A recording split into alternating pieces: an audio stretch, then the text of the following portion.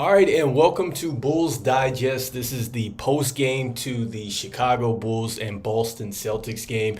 If you didn't get a chance to check it out, the Boston Celtics beat the Chicago Bulls 138 to 129. This actually was a close basketball game, and I thought that the Chicago Bulls really played well, especially off the bench. I think at some point they had 23 bench points, they had 9 rebounds, they were 10 of 15 at one point in the game. Obviously, I think they finished a lot more higher with the scores of with the bench scoring. I think it was up like 30 plus on that. And so anyway, the bench played very well. It was a very good team effort, and the Chicago Bulls just came up short tonight. And so, just going into the box score and just talking about some of the key takeaways from tonight's game. And so let's go ahead and bring that up and jump into it. And so, again, I think it was a great game for the Chicago Bulls just from a team aspect. But, I think really the standout today for me was just, it was Vooch. I think that Vooch really had it going. I think that his jump shot was great tonight, just the 3-point shots that he was hitting.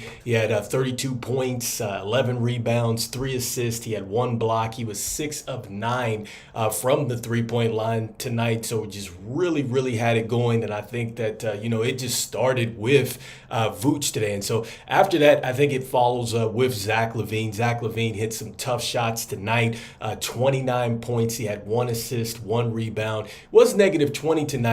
But he did make history. I think he is now the all-time 3-point leader. I think he passed Kirk Heinrich tonight. So, knocking down those 3-point shots. And I think that he's still got a ton left. Who knows how much longer he'll be with the Chicago Bulls after all these trade rumors that came out today. But I think that Vooch and Zach Lavine played very well tonight, extremely locked in. And you just love that when this team is locked in, you can see that they have a chance really to just compete in a lot of games. Not saying that they're going to win them, but it was great to see that type of effort, and especially defensively. I thought that this team really swarmed. I thought that they did a terrific job at some points. We're going to talk about some of the wins that they had in the team box score, but some good stuff tonight from the veteran players really leading the way. Next up, a player that struggled tonight, it was Coby White. And so Coby White, look, with the 11 points tonight, he had the 4 assists. He did have 6 rebounds. He was a plus in the box score, but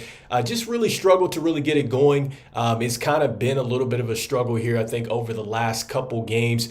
He was coming in a little bit banged up with the wrist, so don't know if maybe that kind of maybe went into the performance tonight, but not to make any excuses for him. Like, Coby White just did not play very well, and I think Billy Donovan, he coached accordingly. I think that you saw that Billy Donovan was really deep in the coaching bag, and look, he was quick to take players out that just were not performing to try to get this win tonight. Obviously the Bulls were trying to play to get into the elimination round for the cup and everything. So, very competitive game from the Chicago Bulls tonight, but yes, Coby White just did not have it. And then Josh Giddey. So Josh Giddey, interesting game for him. Look, 4 points. He had 8 rebounds. He had 9 assists. He did have 3 steals. He was plus 14, so he led the starters in the plus-minus box score. Didn't get it going with the scoring. I do like the fact that he does lock in on the things that, he does do well on a night-to-night basis, which is rebound and assist the basketball. I think really the talk around Josh Giddey tonight is just that he wasn't in the closing lineup. You see that Lonzo Ball had more minute increases tonight, or he had a minute increase tonight with the 22 minutes, which was interesting because I talked about that, on a trade video that I'm going to drop here. But, I just think that with that increase in minutes, it was interesting to see that tonight because I think that came out of nowhere. And then just the fact that, again, like you see that like all the starters played 30 plus, but Josh Giddey wasn't in there for the closing part of that and played just 24 minutes tonight. So found that interesting. So next up, with the bench. And so the bench tonight, I think that the story is going to be THT. I think that THT once again plays very well with the 16 points, 6 of 7 from downtown. Like, he really, really had it going. And THT, man, he's been locked in. And, Torrey Craig played well tonight with 11 points and 3 rebounds, even though he was -4 in the plus-minus box score.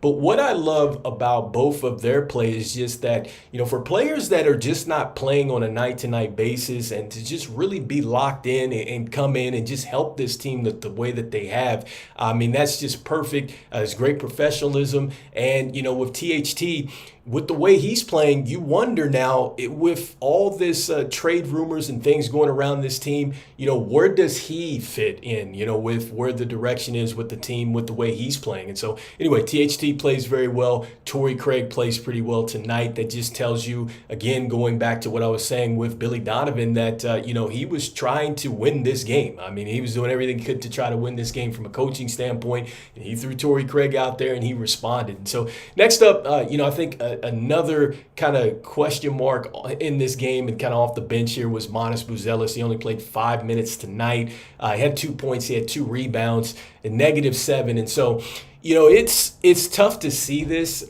even in a loss. And I mean, that's even going to be tough to see even in a win because, I've talked about this several times with this team and just needing to get a direction. And in getting a direction, that means that you're going to have to really evaluate these younger players.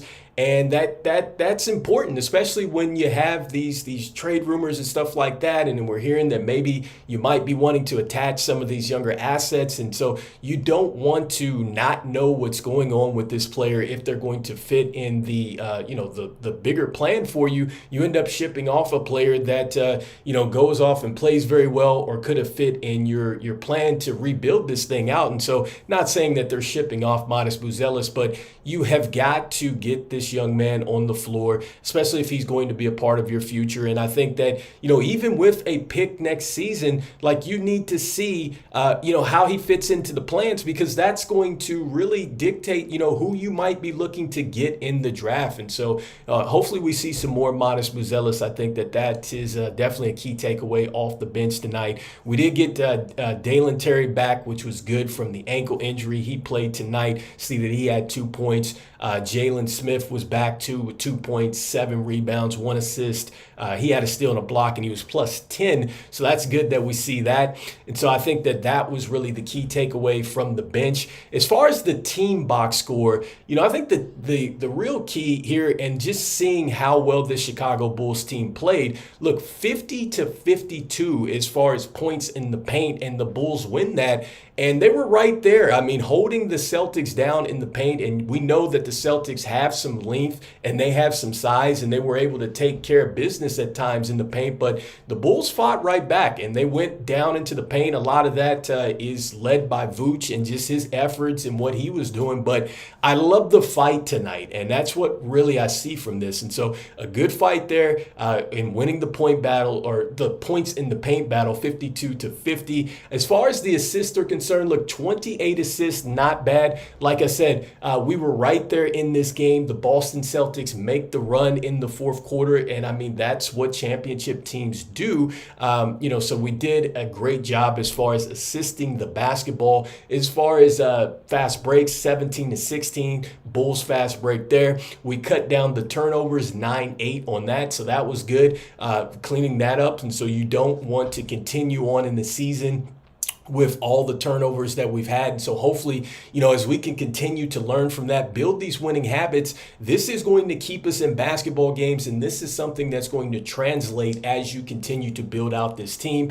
51-43 as far as the rebounds are concerned, with the Celtics winning that. And so when we go down to the field goal percentages tonight, the Bulls at 51.6%, 39.2 from 3. I think the telling stat in the team box score is what the Celtics were able to do, because they shot 50% from the field, but the key was the 42.6 from 3. And so coming into this, I think that they were averaging like maybe 37%. I think they were getting up about 50 3-point shots or something like that. And so this is a team that is a volume 3-point shooter, and they were hitting it at a pretty good rate. And then tonight, you see that they were able to knock down some shots. And so a tough loss for the Chicago Bulls, even though I think that there were some good things to take away in this game. And I just hope that now the Chicago Bulls can continue to maybe take some of these things, really grow off those things, and hopefully,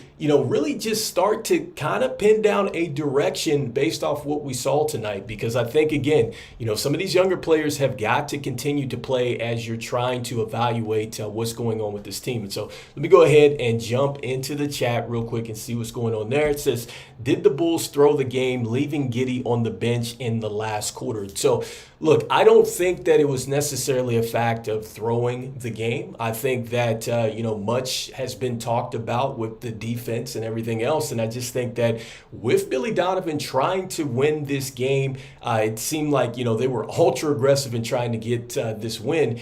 I think that, Billy Donovan really was going for what was the best defensive lineup out there. And so, look, we have seen that Lonzo Ball has been able to lock down. I think that he did a terrific job in the last game before. And Billy Donovan felt like, he could trust Lonzo Ball. I thought it was interesting to see just out of nowhere that he got the extended run and the extended minutes. I thought that was kind of interesting. I think it's even more interesting that it comes after we hear all this news with trade rumors, and then Lonzo Ball was on the trading block. So who knows? But I think that just looking at this game, I think it just came down to just really, I think Billy Donovan just feeling that he trusted, I think, Lonzo and some of these other players more on the defensive end. So I don't think that was the case. And so, with that being said, I mean, like I said, a tough loss for the Chicago Bulls tonight. We'll be talking a little bit more about the Chicago Bulls, definitely talking about all these trade rumors. Just want to thank everybody out there for liking, subscribing, and sharing to the content. It means a lot to us here at Bulls Digest as we try to reach our goal of 5,000 subscribers before the season ends. Want to let you know about 73.5% of you that watch are not subscribed to the channel. So make sure that you go ahead and mash that subscribe button, as it means a lot as we try to reach our goal here. And so, look, even though the Chicago Bulls take a tough loss, and obviously we're eliminated from cup play there, so it's all right. I still liked a lot of things that the Chicago Bulls team did. Hopefully they can package up some of those things and maybe build upon some winning habits. And so, as usual, I'm saying go Bulls, and I'll see you on the next one. All right, peace.